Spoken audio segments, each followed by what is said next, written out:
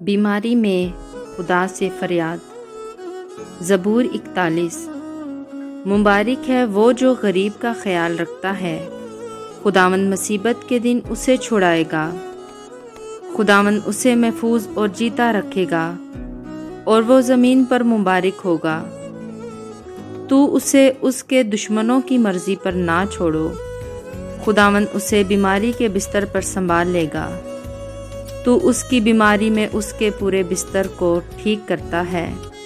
मैंने कहा, ऐ खुदावंद मुझ पर रहम कर, मेरी जान को शिफा दे, क्योंकि मैं तेरा गुनहगार हूँ। मेरे दुश्मन ये कहकर मेरी बुराई करते हैं कि वो कब मरेगा और उसका नाम कब मिटेगा। जब वो मुझसे मिलने को आता है तो झूठी बातें बकता है। उसका दिल अपने अंदर ही बदी समेटता है। वो बाहर जाकर उसी का जिक्र करता है।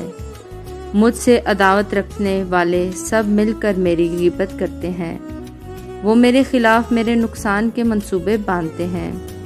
वो कहते हैं, उससे तो बुरा रोग लग गया है। अब वो जो पड़ा तो फिर उठने का नहीं, बल्कि मेरे दिली दोस्त ने, जिस पर मुझे भरोसा था और जो मेरी रोटी खाता था, मुझ पर लात उठाई है।